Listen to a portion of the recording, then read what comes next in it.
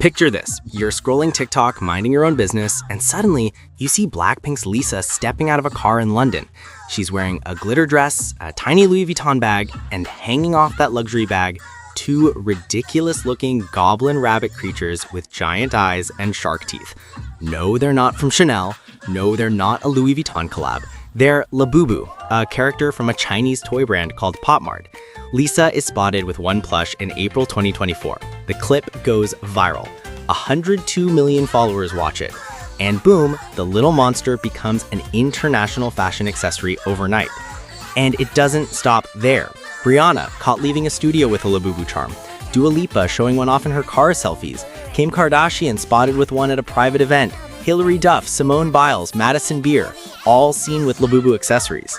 Cher literally appeared at the Tribeca Film Festival with a powder blue Labubu hanging from her black handbag.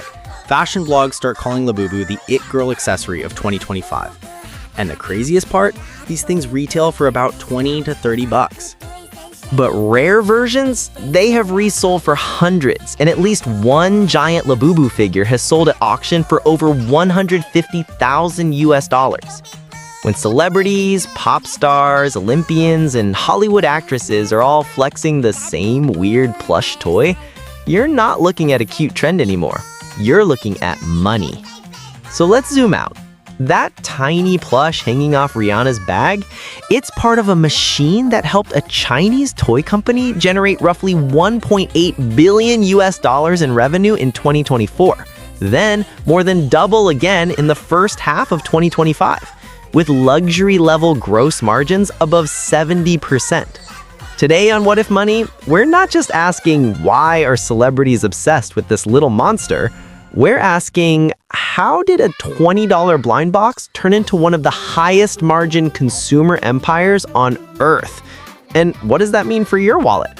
Whether you're buying the toys or thinking about investing in the company behind them. Let's open the box. Pop Mart didn't start as a global phenomenon. It started as a tiny Beijing lifestyle shop in 2010.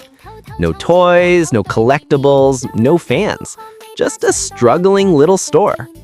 Fast forward a decade to 2020, Pop Mart goes public in Hong Kong, raising nearly $700 million US. Its stock doubles on day one. Investors go crazy. Then comes the explosion. In 2024, the company generated $1.8 billion US in revenue, up over 100% year on year. And its profit?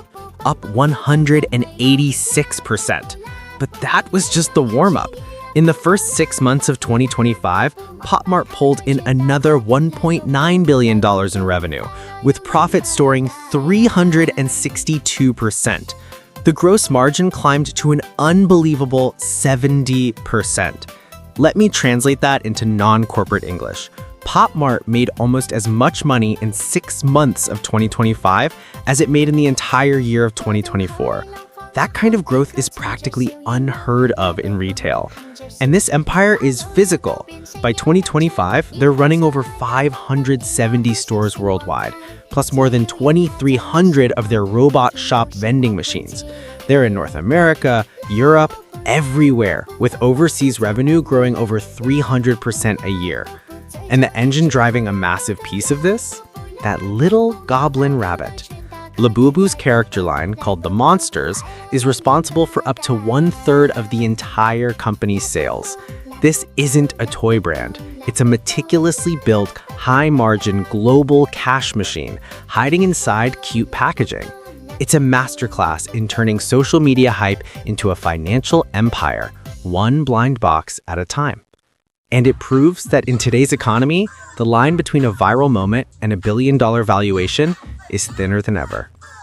How does a company selling $15 plastic toys achieve profit margins that rival Louis Vuitton?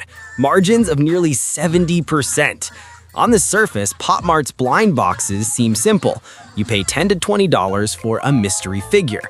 The manufacturing cost is incredibly low. But what you're really buying is a carefully engineered cocktail of intellectual property, social hype, and a pure shot of dopamine. Let's start with the IP. This isn't the toy business, it's a character business. Once Pop Mart pays an artist and creates the molds for a figure, each additional unit costs pennies to produce. The real assets aren't the vinyl figures, but the characters themselves. Molly, Labubu, Skull Panda. These aren't just names, they are entire universes. In 2024, 4 of these character franchises each generated over 1 billion RMB. That's about 140 million US dollars, individually. That's the kind of specialization you see from Marvel or Disney. They build a world you want to be a part of, and then they sell you tiny collectible pieces of it. But they don't want you to buy just one piece. That's the second part of the engine, the collection strategy. The entire system is built around the hunt. They want you to buy all 12 figures in a series. Then they want you to chase the ultra-rare secret figure. Then the limited edition holiday version, and the seasonal release. It works. More than 70% of customers buy multiple boxes from the same series. The blind box isn't a sales gimmick, it's a psychological trigger, tapping directly into our desire to complete a set. The third gear in this economic engine is international price arbitrage. Pop Mart manufactures everything in China, leveraging an efficient, low-cost supply chain. But they sell globally at Western price points. In the US and Canada, a culture of designer toys already exists thanks to brands like Funko Pop and Kid Robot, so paying $15 or $20 for a mystery collectible feels completely normal. The costs stay anchored in the East, while the prices float high in the West. This gap is where the extraordinary margins are born, and it's fueled their explosive overseas growth. And the scale of this operation is staggering. Revenue in 2024 topped 13 billion RMB. For 2025, the CEO is projecting that to more than double to 30 billion, over 4 billion US dollars. Of course, this kind of success attracts problems. They are battling counterfeiters, selling knockoff dolls, and facing potential regulatory scrutiny over the addictive nature of blind boxes. To counter this, they're expanding, moving into jewelry, apparel, and even planning theme parks, turning their valuable IP into a full-fledged lifestyle brand, much like Disney did decades ago. So when you see a Pop Mart box, remember, you're not just looking at a toy. You're looking at a masterclass in modern commerce, an economic engine that perfectly blends art, human psychology, and global strategy to turn cheap plastic into luxury-level profits, building a global empire one surprise at a time. Let's talk about the part of the Labubu craze almost nobody sees. Beyond making Pop Mart a fortune, it sparked a whole side economy. Open TikTok Shop and it's an explosion of creators selling tiny hoodies and acrylic display shelves for the little monster. Some sellers are pulling in thousands of dollars a week, fueled entirely by short videos and impulse clicks. Then there's Etsy, a full-blown marketplace of handmade outfits and custom cases. For many small shops, these items have become their best-selling category, outperforming everything else in their store. On Amazon and AliExpress, the scale is just as wild. We're talking storage shelves with thousands of reviews, meaning a single listing can generate 5-figure monthly revenues. This shows us that when a $20 toy hits this level of fame, it creates more than just fans.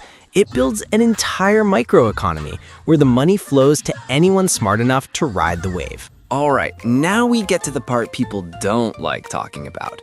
You see those colorful blind boxes on the shelf?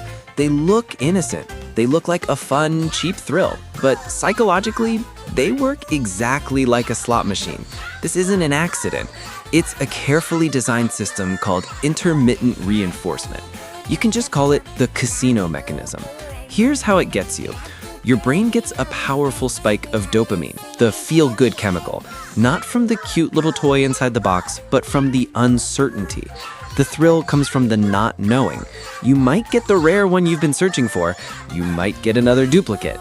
The tension of that moment right before you open it is the real product. You might get what you want, you might not. So you try again, and again, This isn't just about collecting toys. This is the exact same reward loop that fuels casinos. It's what drives the multi-billion-dollar loot box industry in video games. It's the engine behind crypto gambling apps and even the manic highs of meme stock trading. It is engineered dopamine delivered in a cardboard box. Now, we don't have 20-year-long studies on Pop Mart specifically. The trend is too new. But we have the next best thing. We have years of deep research on video game loot boxes, which are mechanically identical. Think about it. 1, they're paid. You use real money. 2, they're random. You don't know what you're getting. And 3, they have variable value outcomes. Some items are common, some are ultra rare and highly desirable. And the research from these identical systems is chillingly clear. People who spend more money on loot boxes are significantly more likely to start gambling later in life. The spending directly correlates with the clinical symptoms of a gambling addiction. Scientists have documented young adults, people who had zero history of gambling, who started gambling after just a few months of engaging with loot boxes. It effectively trains the brain to seek out the same patterns of risk and reward found at a poker table or a slot machine. This is not a fringe theory. It's a recognized public risk. It's why the government of Belgium bans paid loot boxes entirely. It's why the Netherlands enforces incredibly strict rules on how they can be sold. It's why in China, companies are forced to publish the exact probabilities of getting each item, so you know just how badly the odds are stacked against you. The same psychology, the same reward loop, the same risk. Pop Mart just figured out how to take that powerful, addictive digital system and put it in a physical box on a shelf in your local store. Thinking about investing, you need to look past the cute exterior and ask what's holding this empire up. Because beneath the hype, the foundation has some serious cracks. First, the Labubu problem. Pop Mart is dangerously dependent on this single character. Labubu and his friends, the monsters, are responsible for a full third of the company's entire revenue. One character, 1/3 of the business. That is a level of concentration that should make any investor lose sleep. The hype is intense, fueled by posts from stars like Blackpink's Lisa. But hype is fickle. When it fades, and it always does, that revenue stream evaporates, margins shrink, and the stock price will follow them straight down. It's a classic single point of failure risk, just dressed up in a fuzzy costume. Next, there's the myth of the recession-proof treat. The theory is that in a weak economy, people skip the big luxuries and instead buy themselves little happiness, like a cute $20 dopamine toy. And that holds up to a point.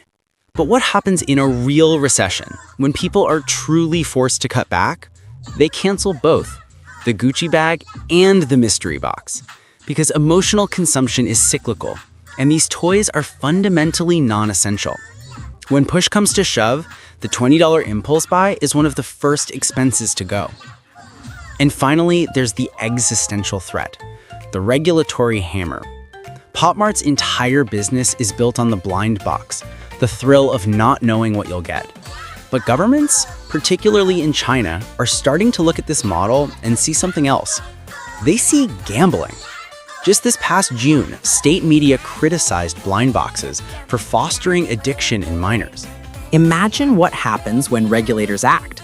Sales to kids could be restricted. Companies could be forced to disclose the exact odds of getting a rare figure. Certain formats could be banned entirely.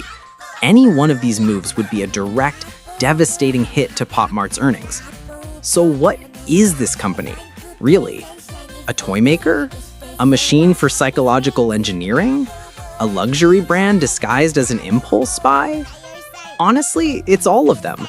Pop Mart is a global empire built on monetizing uncertainty, one dopamine hit at a time. And its rise is a perfect lesson in a fundamental market truth. When money meets emotion, emotion always wins first. The bank account pays later. So whether you're a collector, a fan, or just watching the craze unfold, the real question isn't, why is this so cute? It's, why does randomness feel so good? And what does that mean for my money? If you enjoyed this deep dive into where psychology, culture, and finance collide, make sure you subscribe and turn on that bell. This is What If Money, and we'll be back with more stories hiding behind the price tags.